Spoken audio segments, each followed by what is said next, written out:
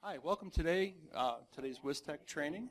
I'm not sure what else. They normally don't let me do introductions. So, Tell them about your center, I'm David from the Center for Independent Living. Our satellite office is in Eau Claire.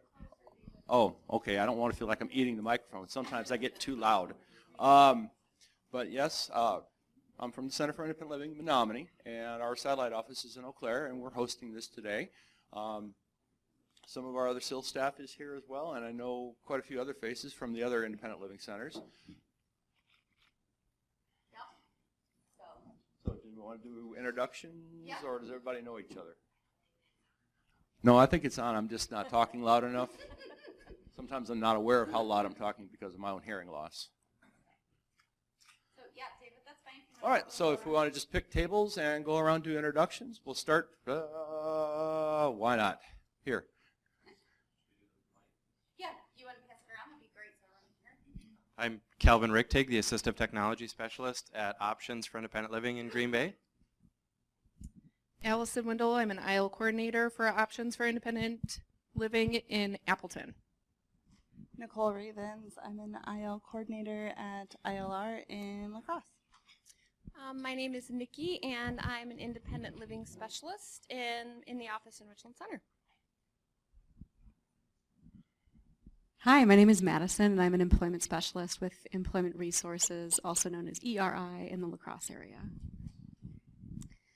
Hi, I'm Kim. I'm also with Employment Resources, and I live in Elkmont.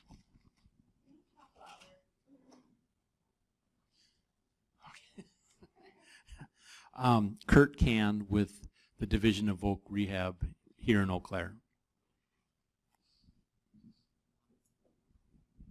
Mark Smyska, Independence First, Assistive Technology Specialist, Milwaukee, Wisconsin.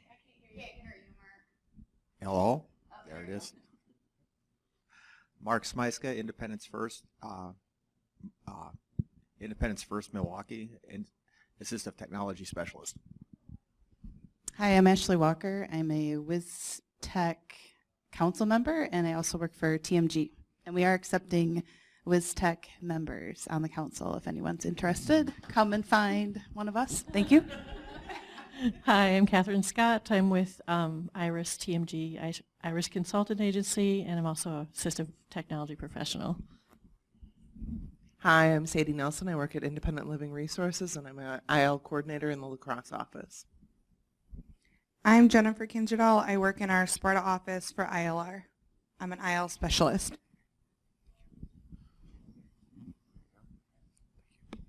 Hi, my name is Benjamin Hinkle. I'm an independent living specialist and youth services provider at Access to Independence in Madison. I'm also from Access to Independence, Andrew Lopez, Assistive Technology Specialist.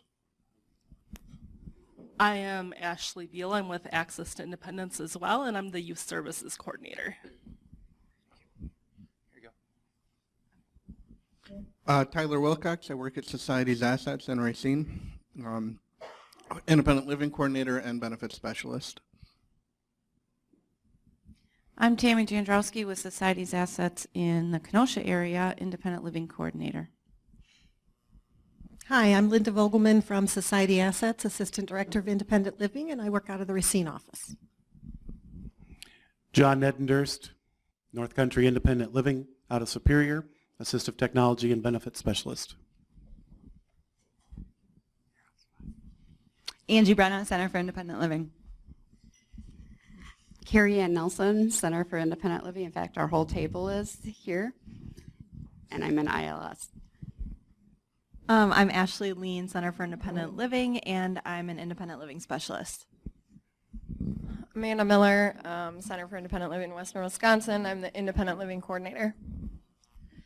Genesis Lindbo, I'm out of the Menominee office, the CILWW, and I'm an independent living specialist, but also an Assistive Technology Advisory Council member. So please, if you're interested, join. We really need members. We're having difficulties meeting quorum.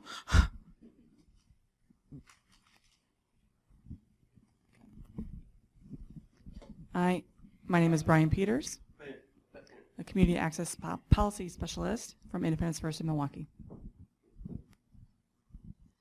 Vicki Hill, nurse consultant in the Office for Physical Disabilities and Independent Living.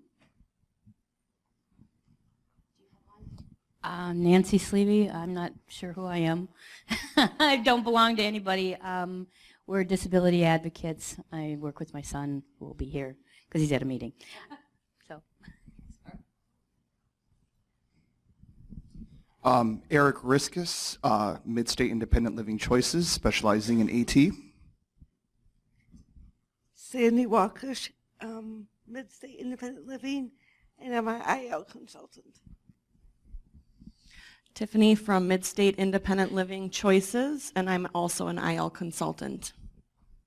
Rich just joined behind you, David, at Cindy's table, to the left. Rich from North Country Independent Living Specialist. Angie from North Country Independent Living Specialist. And Martha, Independent Living Specialist with North Country Independent Living. Cindy.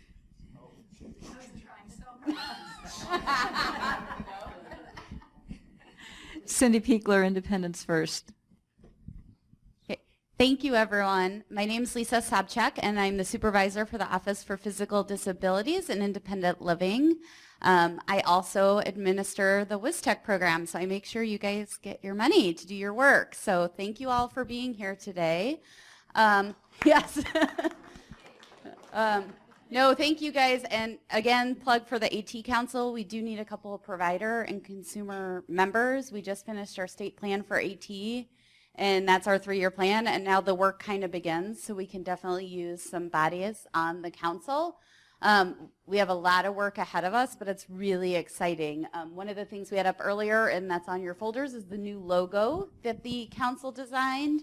We're working on some marketing materials. We're working on doing formal partnerships, etc. So we have a couple members here, Genesis, Ashley, and Rich. So feel free to talk them up. They help decide how we spend our money, budget, help us put together these trainings. So thank you to them for helping this year. And then just a couple logistical things. So if you go out these doors and to the left, go down the hall on the left-hand side, there's restrooms. So we have a couple planned breaks, as you'll see on your agenda, but please feel free to get up and take care of yourself as needed. Reminder, when we have questions, raise your hand. We'll run a mic to you. 1, because we have some people who need it to be able to hear. 2, because we're also recording for people who couldn't attend. So we put this online later so that they can watch. Or sometimes you just forget something, right, and you want to go back and watch a piece of a presentation. So we've been doing that with we have all the WISTEC trainings from last year posted on Teachable. If you'd like the link, I've sent it out a couple times, but I'm happy to share that with you guys again to be able to watch the trainings from last year as well. That way we just kind of have a running inventory of all different AT needs. Please make sure you signed in. If you need CEUs, just mark that on there. If you need RESNA CEUs, please put that, or ATP, put that next to your name, because I can do regular CEUs or the ones needed for RESNA for your assistive tech professional certs, so please let me know on the paper. I also read the reviews from yesterday, and a couple people were talking about wanting a matrix, and that's kind of what the September 12th training is. So just really briefly, I sent that out last Friday. What we're doing as a pre-conference to the Aging and Disability Network conference is we invited ILCs and ADRCs. We also have room for other people, so if you're interested, let me know. We've updated the toolkit, so we've added some items, we've removed some items. We're going to cover that.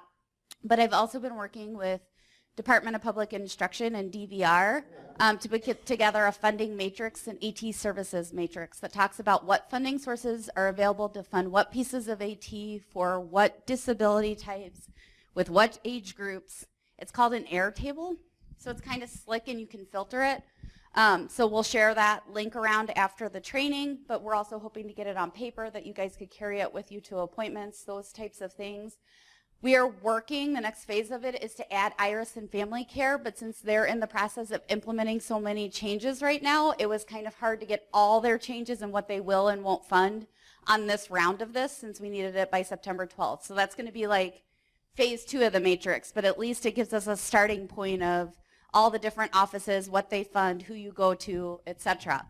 So I just wanted to put that plug in there. And then we're also going to be talking about AT assessment and questioning. So doing things when a consumer comes in, sometimes they come in, we were just talking about this actually at dinner last night, I want a tablet. Well, a tablet may not meet their needs, and obviously we assess each individual based on their individual needs, but how to get at what they need through questioning without not discrediting what they're asking for type of thing. So there's some mapping and interviewing and questioning techniques that we're going to kind of talk about at that training as well. It'll also be a really good networking opportunity for ILCs and ADRCs to kind of have some time together and talk and share AT and when they should be referring to us, etc., and raising knowledge about the AT program. So please feel free to register. I think we have registration open till like right after Labor Day, maybe a little later, like the end of that week. So if you have any questions about that or you didn't get that and you want that, let me know and I'm happy to share that with you. And then thanks again to Whistle and CILWW for hosting. And with that, I'm going to turn it over to Diana because she has a lot of information to present and we don't want to cut into her time today, okay? Thanks, everyone.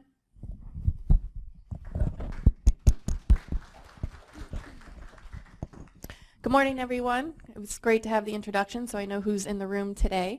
I'm Diana Petschauer. I'm a Resna Certified Assistive Technology Professional and founder of AT for Education and Access for Employment. We have 14 consultants on our team with various specialty areas of assistive technology as well as augmentative communication. Typically on a daily basis, we're traveling throughout New England to provide assistive technology evaluations for students to access education, K through 12, as well as the transition to post-secondary, as well as adults in the workplace environment. Previous to my business, I was the AT specialist at the University of New Hampshire, Disability Services for Students for a few years, providing accommodations in AT to both students and faculty on campus. And prior to that, I worked in public special education for over 15 years, working with students of various abilities and disabilities, various ages from preschool all the way through high school, always being sent to assistive technology trainings and conferences myself and helping to implement the AT for them to access their curriculum and instruction. So we do have contracts with vocational rehabilitation in a couple of different states. We are helping our clients to make that successful transition to either college or the workplace environment. So a lot of what I'm going to be showing you today is or are assistive technologies that we have clients using currently, and going to be starting with a slideshow that I'm going to pull up, and the resources that are within the slideshow, such as videos and handouts and things like that, are embedded, but I can certainly provide them to Lisa afterwards to upload them with the video of this presentation if that works well for everyone to access it easily.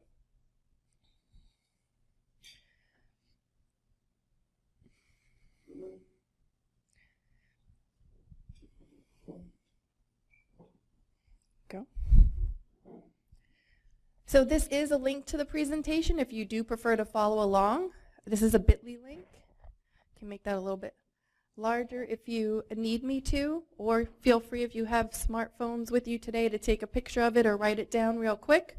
This is just if you want to follow along today. If you type this link into your URL, if you have a technology device with you and hit enter, you'll get to this presentation, so I'll give you a minute to do that.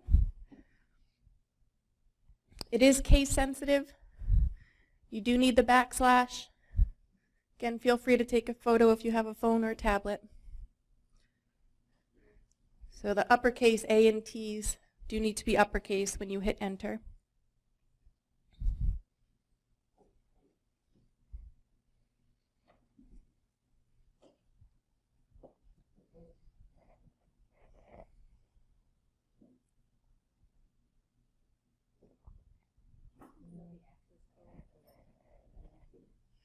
Access.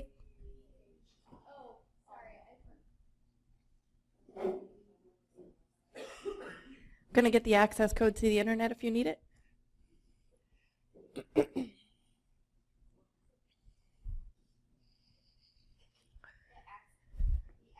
code is all capital letters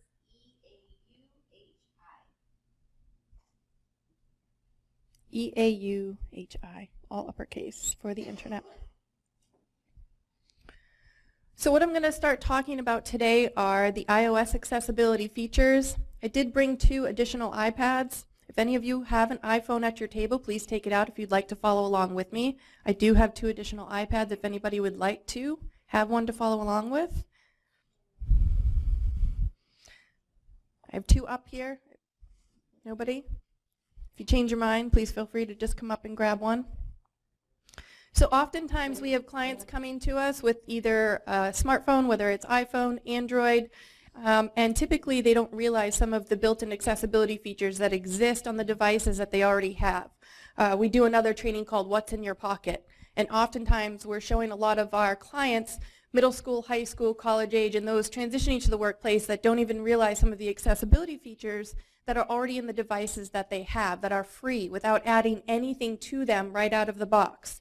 I think most individuals, I would say many of you in this room, if not all of you, are aware that there are accessibility features in our devices, but maybe not exactly sure of how to show our clients how to use them so that they can be proficient in the workplace environment or post-secondary environment if they're going to some type of education. So I'm going to go back out to the home page of my iPad, and I'm going into my settings, the gray gear icon down at the bottom there. Again, if you have an iOS device, iPhone, iPod, iPad, please feel free to follow along with me. I don't mind if your devices talk out loud, and I can help you turn them off if they get out of control. Yep, absolutely. You're welcome. The power button's a little bit hidden under that case, just so you know. So on the left-hand side, I just went into my settings. On the left-hand side, I tapped on General. In the right-hand side, I'm going to tap on Accessibility. Just the accessibility settings built into these iOS devices for supporting individuals who may be blind or have low vision, or those with a physical disability, hearing impairment, certainly switch access, many options for accessibility features.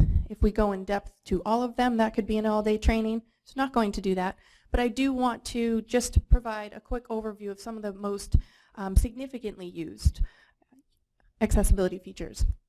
So Voiceover at the top, I think some people are scared of Voiceover if you're not a Voiceover user. It is the screen reader that will read everything out loud on an iOS device. I think most of you probably know that. We do have a lot of individuals who have become very proficient with using Voiceover and the gestures to have that information read out loud.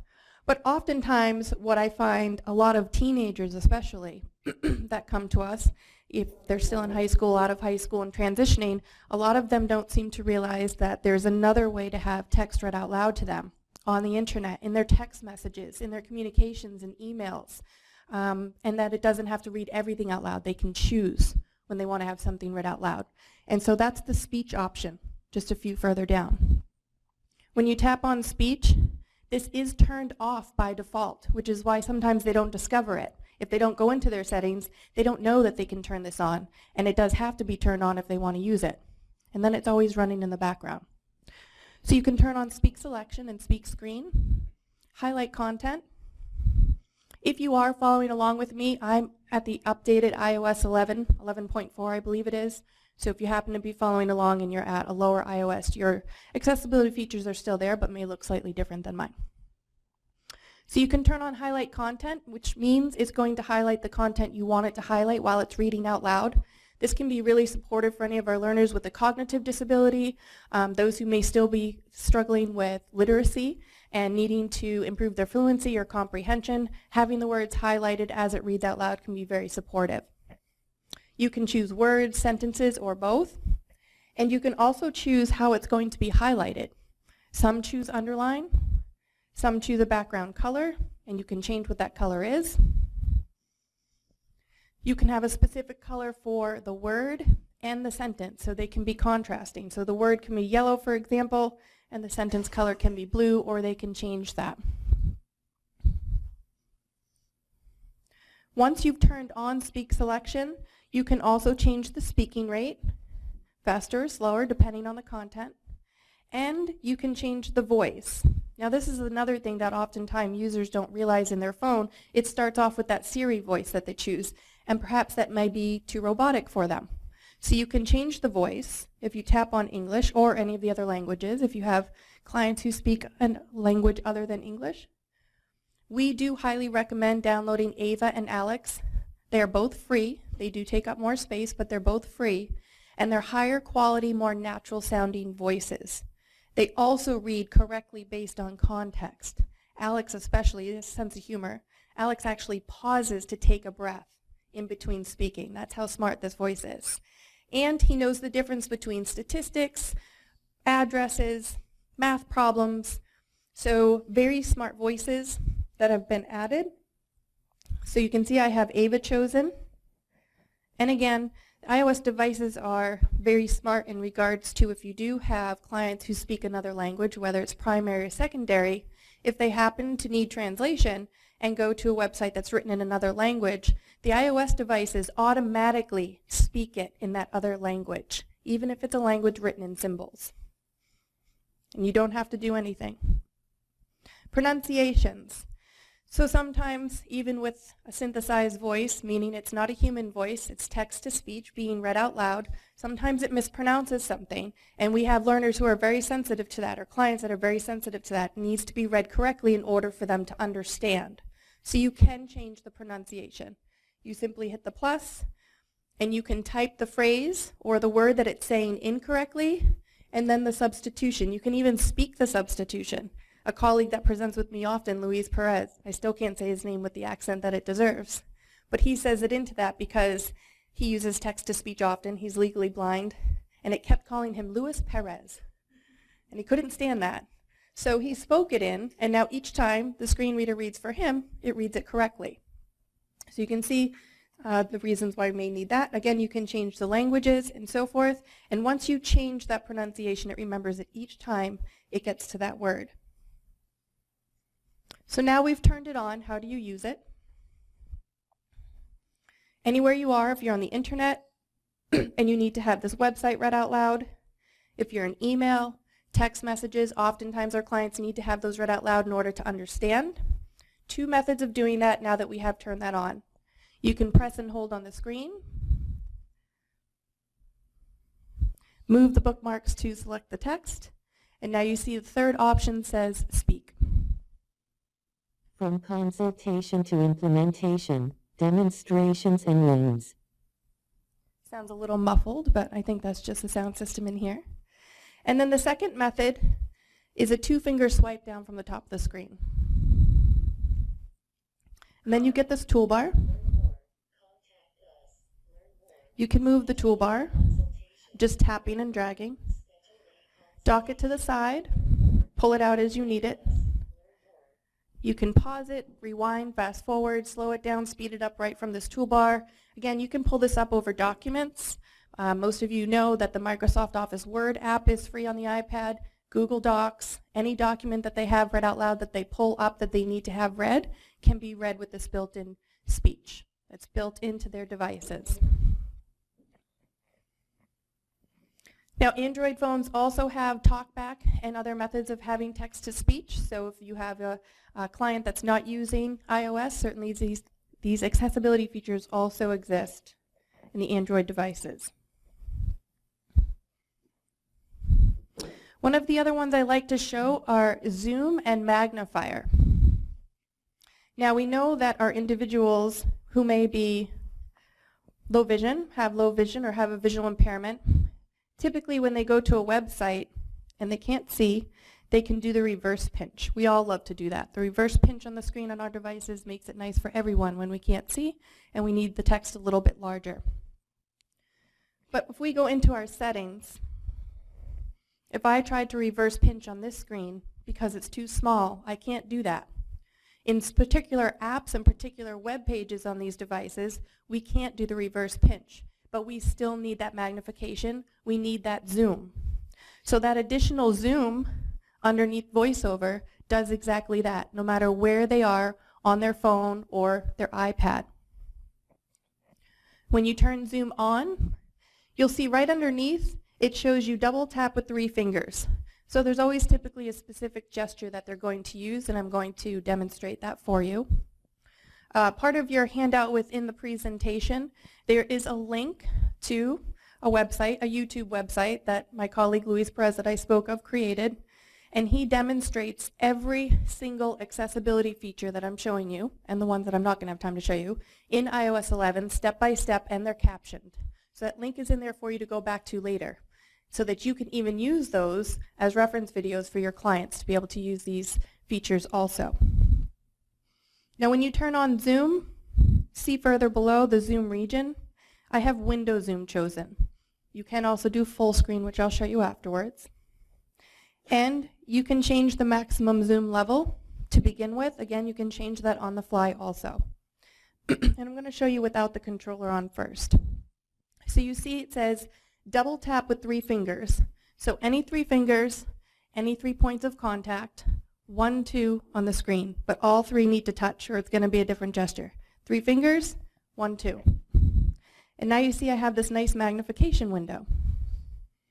If I go to the home page, I still have it. Sometimes these icons are not large enough for someone to see.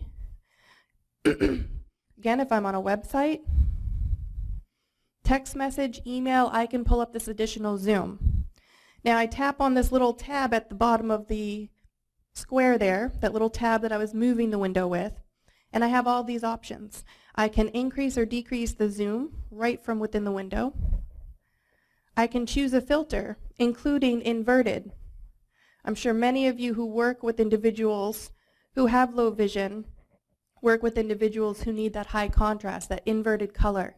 They can have that for websites, text messages, emails. It can make a significant difference if they can see that text to read. You can also, I'm going to turn off the filter, resize the lens. So maybe I just want this to be a small square or a rectangle.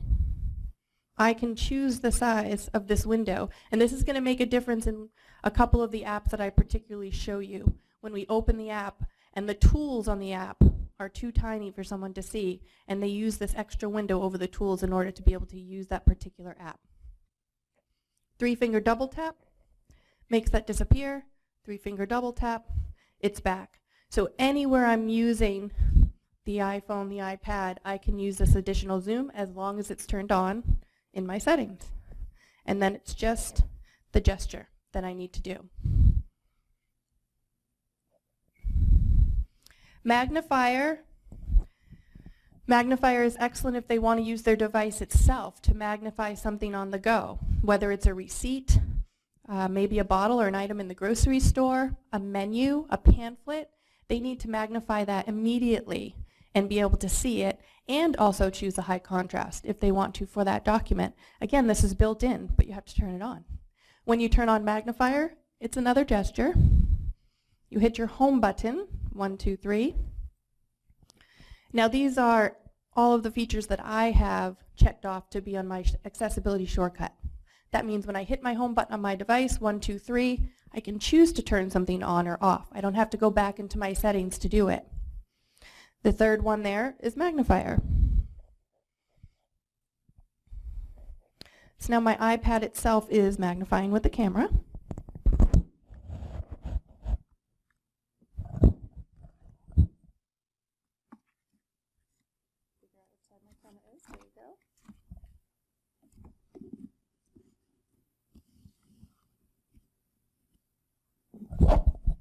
So I realize that may look upside down or sideways to you, but at least there is something there underneath the camera so you can see now.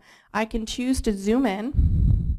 And again, when you think about this on a phone, how nice that is to just have a portable magnifier in your hand every day at work or at school, to just be able to turn on Magnifier and I can instantly magnify whatever I need to on the go. In addition to magnification, the little 3 dots in the bottom right-hand corner there, when I tap there, this allows me to choose either brightness, see how much that makes a difference? Sliding the brightness there, and then also I can choose a different color. So again, that high contrast, similar to a CCTV, except much more portable and less heavy. You have this on the go, built right into your phone. Yellow on black, red on black, or no filter at all. And then just hit the home button. And again, anytime you need the magnifier, as long as you have it turned on, it's just 1, 2, 3 on your home button, and you can use that wherever you go. I do have individuals who choose to have a digital magnifier instead of using their phone because they happen to work in a place where they're not encouraged to use their phone because it looks like they're on their phone instead of working. But that place of work, one of them did approve the iPad mini for one of my clients. So she uses her iPad for so many things that you'll see today. But in a harness, it's held to her side, and there's a lot of businesses where everyone's scanning their codes using a device that looks like an iPad or is a tablet, and that's how they're doing the inventory. So as long as it's not their phone, sometimes the employer is okay with them using an iPad mini, which is, as you know, half the size of the typical iPad, but slightly larger than the phone, and also makes for a really great portable magnifier rather than a digital one.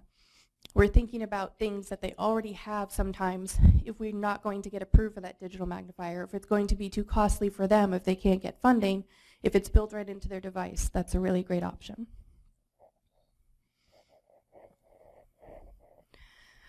Larger text, bold text, certainly you can change the size text on the screen. Just note that when you make the size larger on the screen, when it's in menus and apps, sometimes it can overlap and actually make it a little bit more difficult to see. So while you can make it a little bit larger, I have the majority of clients who prefer to use that additional zoom that I showed you, that zoom window. I will be showing a couple of videos later on the switch access because that's incredible for some individuals who can really benefit from switch access. Hearing aid compatibility, so if you have a Bluetooth hearing aid, you can turn that on and have the mono audio if you have better hearing out of your right side or your left side. And it also has a really great noise canceling feature. So if you happen to be outside and it's really windy, or if you're in a noisy environment, it helps with that noise canceling so that they can hear and focus on what they need to be listening to. Subtitles and captioning, excellent for everyone. Certainly turn this on, which means when the videos that they may play on their device do have access to captions, they will be able to see them. And further, what's really neat is they can change what those captions look like. So maybe they need larger text captions, outline text. You can see how you can create your own style. You can choose what font, what color, what size, and that's what size those captions are going to be when they play for that particular video. Again, really great for someone who may be deafblind and have that combination of a visual impairment and they need to change what those captions look like.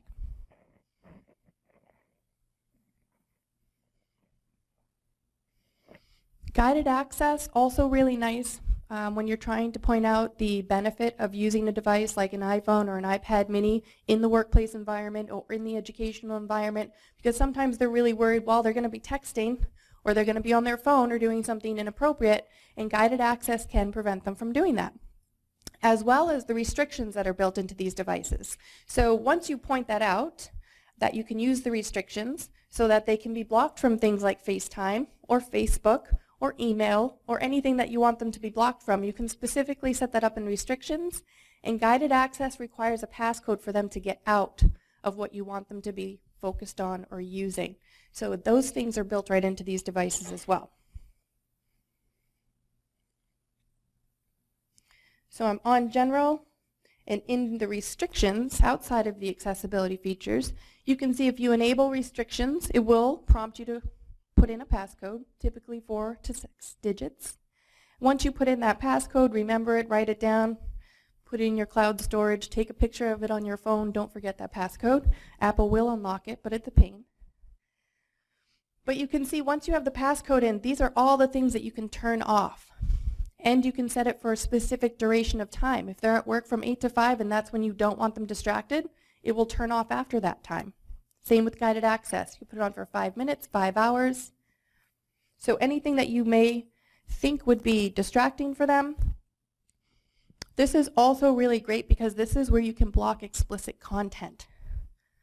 We have so many clients who have already discovered Siri. Siri, spell this word for me. Siri, give me directions to. Siri, search for. And that's really great until Siri pulls up an inappropriate website, and that's not what we wanted them to get to. You can turn that off in the iOS devices so that even Siri does not pull up explicit content during those searches. It's right in the settings under restrictions. You can also set the specific ratings for movies or TV shows. So if you don't want them to have access to higher rated, like R, or beyond that, or even PG-13, you can block those also, and they won't even come up in their search. Websites, you can put in specific websites. Sometimes we have gamers who will go to specific websites that are just too tempting. You can block those in restrictions for a specific duration of time. So you can see pretty much anything here you can get to restrict. I have done that for several learners as well as adults, and sometimes it's good for ourselves. If we need to have our own tools for managing our time and making sure we're on task, it's nice to know that these exist in our own devices. Any questions overall about some of these accessibility features built in? Okay. I'm going to move on to show you some specific apps that you can have on the iOS devices. Some of them also compatible with Android, or there's always an Android version, typically. Some of the great ones that I like to point out for sequencing of tasks and events. Has anyone heard of the app CanPlan? Yeah, a couple of you? So I recently did a presentation with one of my student colleagues, I call her, Laura. I'm allowed to say her name publicly because now she's a public presenter with me and she's given me permission. And I started working with Laura about 4 or 5 years ago when her mom and her came to one of my presentations and learned about assistive technology. They had never used assistive technology. Laura had never been exposed to it. She was close to being a sophomore or junior in high school, and she was on a track for just earning a certificate of completion and not graduation. And she had never been exposed to assistive technology. She never had accessible documents, accessible materials. She had no audiobooks. She had nothing as far as handouts or worksheets provided in accessible format. And she was being tested with inaccessible materials. Some of that you'll learn about this afternoon if you're not familiar. So she was testing at a 2nd grade level. And they absolutely had her in a functional life skills classroom, and she wasn't moving beyond that, according to the school. Mom knew she was capable of more and said, I really think that if she had accessible materials and assistive technology, she could get her high school diploma. So I came in to start working with the school, the team who met me without Mom, and said, isn't this mom crazy? Her daughter's testing at 2nd grade level. She's never going to graduate. How's she going to do algebra? Rolling their eyes at me. Of course, saying that to the wrong person. But thank goodness within about a year they all did a 180 because we started using some of these apps and assistive technologies with Laura. And just this past June, I attended her graduation, and she did graduate with her diploma. So she now has 3 jobs, and I'm going to show you 2 of the apps that she uses, and I'm going to show you one that also helped her to learn 1-step and 2-step math equations, and she passed. I don't think she'll be using it much more. But when we did the presentation recently for our parenting conference up north in New Hampshire, she opened up her other app that I'm going to show you after CanPlan, and after 6 months remembered how to do 2-step equations for algebra because she demonstrated it to the audience. That for me was huge, and her. You know, she had that aha moment. I used a multisensory approach and I put this into my long-term memory. And I forgot to mention she does have an intellectual disability, cognitive disability. So she likes to present on these. She's really great. She shows how she uses CanPlan and how she uses Notability, which is the other one I'll show you after this. CanPlan she uses for her jobs when she first starts a new job. She has 3 now. She works at TJ Maxx, Fratello's Italian Grill, and the hospital part-time. She loves all of them. She likes to keep busy. And this particular app will help you remember a sequence of events to break down a particular task in several steps with audio and visual reminders. So if I pull up their example of wash clothes, you can see I can have this spoken, but that can also be, that was the built-in text-to-speech. That can be your own voice or their voice, and oftentimes it's great for them to be saying it themselves. Now each picture can also be a video. So this can be separate whites and colors, can be read out loud, place laundry into a machine. Some of you may want this app for your spouse after today or your own kids. Don't mix those whites with reds. Step-by-step photo or video. So it can be a photo or a video of them actually doing this particular task. When she first started working at Fratello's, one of her tasks was to set the table and she couldn't remember what order to set the silverware. So she was using it for that. And she was using it step by step for everything she needed to do next so that she didn't stand there and say, I forgot what I'm supposed to be doing next. To the point where she didn't have to have her transition coordinator with her any longer or her peer mentor with her any longer. She just walked into work, she opened up her CAN plan, and she started doing each task step by step and getting through it on her own device. And then within, I would say, 6 months, I went in to observe her and she wasn't even using the app anymore. She simply remembered after doing it enough times with this particular app. So you can see you can go step by step, and what I really like, when you start to create a new task, add step, see how easy it is to add photo or video, very, very user-friendly, very intuitive, not difficult to use, but see where it says schedule this task? If they are going to be doing this particular task at the same time every day, it's going to pop up on their device and remind them, it's time to do this, and then start the CAN plan and walk them through step by step how to do that particular task, which to me is brilliant. I love that you can schedule it.